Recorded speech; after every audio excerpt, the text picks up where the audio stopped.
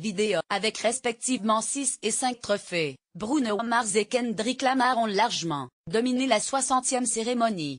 Jay-Z, nommé 8 fois, est reparti sans rien. Tout comme Despacito. Très politique, la soirée a également été marquée par une lecture inattendue du livre Anti-Trump Fire and Fury par Hillary Clinton. Le chanteur américain Bruno Mars a récolté 3 des 4 trophées majeurs de la cérémonie des Grammy Awards à New York, devançant ainsi le rappeur Kendrick Lamar, lui aussi grand gagnant, au terme d'une soirée particulièrement politique. Couronné, dans les catégories Reine d'album de l'année pour 24K Magic, enregistrement de l'année pour le morceau titre de l'album et chanson de l'année pour That's What I Like, le Chemande, 32 ans au style flamboyant est reparti avec 6 récompenses, recours de la soirée. Bruno Mars. Lucas Jackson /Reuter en recevant le titre d'album de l'année, dernier prix de la cérémonie. Peter Hernandez, de son vrai nom, a remercié les autres artistes sélectionnés dans la catégorie, dont Kendrick Lamar et Jay-Z. C'est un nouveau camouflet pour le hip-hop, qui n'a remporté que 2 fois le prix d'album de l'année, la dernière fois il y a 15 ans. Notons également que le titre Despacito de Luis Fonsi et Daddy Yankee, nominé dans la catégorie d'enregistrement de l'année, n'a reçu aucun prix malgré ses plus de 4 milliards de vues sur YouTube. Pour Jay-Z, la soirée a tourné au cauchemar, avec aucune victoire, malgré 8 nominations.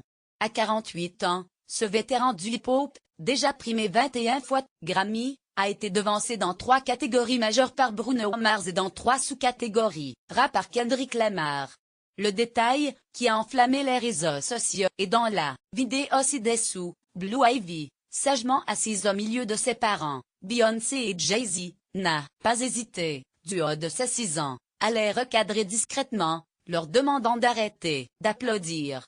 Le sacre du virtuose californien du hip-hop, le rappeur californien est lui reparti avec 5 statuettes dorées en forme de gramophone, réalisant son second grand chelem dans les 4 catégories rap et y ajoutant la meilleure vidéo pour Humble. Il a aussi ouvert la retransmission télévisée avec une performance coup de poing, offrant à un public enthousiaste une interprétation de son titre XXX, avec Bono du groupe U2 et entouré de figurants en tenue, camouflage et cagoule noire. XXX est l'un des titres les plus engagés de l'album Damn, qui évoque les meurtres de jeunes hommes noirs aux États-Unis. Lamar a conclu sa prestation entourée de figurants habillés de rouge, qui semblaient recevoir des coups de feu et s'écrouler. L'hommage des femmes au mouvement Diaz Metu alors que l'industrie du disque avait semblé assez détachée des enjeux du moment. La cérémonie des Grammy a finalement fait feu de tout bois et multiplié les interventions politiques, reprenant la main à Hollywood, qui avait amorcé le mouvement. De nombreux invités, de Lady Gaga à Sting, en passant par Khalid ou Cyndi Lauper, étaient arrivés à la cérémonie en arborant des roses blanches en écho au mouvement Diaz Metu et Time's Up à Hollywood, à l'appel tardif d'un groupe de musiciennes.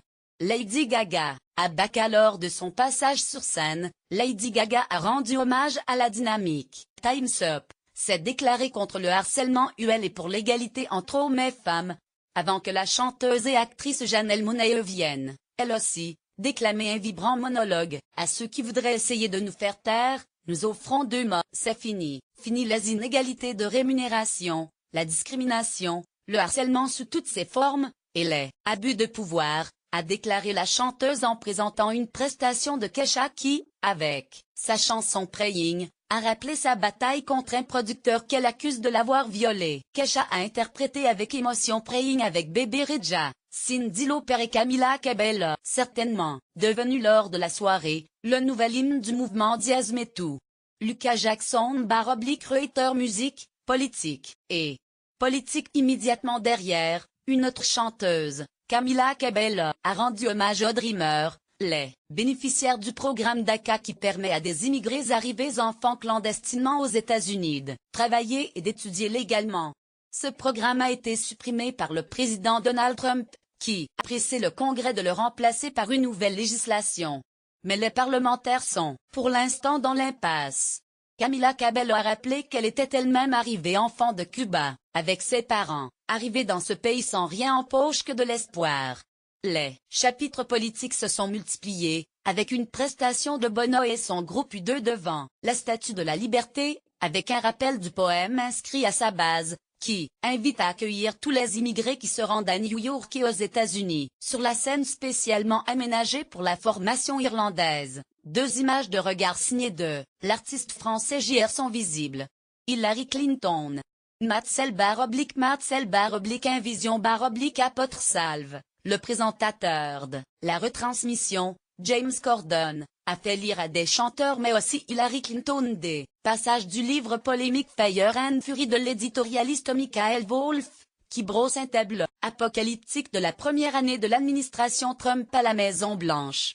Le rappeur Logic, qui interprétait son titre 1-800-273-8255 pour la prévention du suicide, a conclu les prestations scéniques de la soirée avec un nouveau message tourné vers les autres pays du monde, nourri de culture, de diversité et de milliers d'années d'histoire. Une allusion directe à la politique migratoire du président Trump et à ses récents propos polémiques sur les pays de merde, qu'il conteste avoir tenus. En début de soirée, la Canadienne Alessia Cara avait créé la surprise en remportant le premier des 4 trophées majeurs, celui de révélation de l'année. Elle a appelé à soutenir la vraie musique et les vrais artistes, car tout le monde doit avoir la même chance. Avec une rose blanche dans son piano Yamaha pour signifier le soutien de Time's Up, Elton John a interprété sa chanson iconique 1971 Tiny Dancer, avec Miley Cyrus. Timothy A.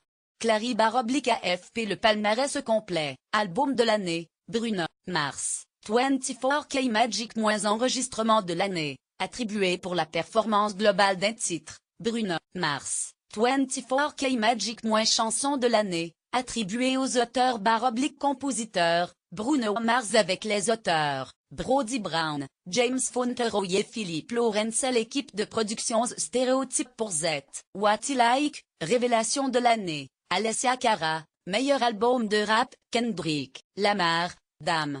Meilleur album rock, War on Drugs, A Deeper Understanding Moi. Meilleur album vocal pop, Ed Sheeran, Divide. Meilleur album de musique alternative, The National, Sleep Well Beast. Meilleur album de musique du monde, La Disney Black Mambazo, Shaka Zulu, Revisited, 30th Anniversary Celebration. Meilleur album de musique électronique /dance, Kraftwerk, 3D The Catalogue Moi. Meilleure vidéo musicale, Kendrick Lamar, Humble.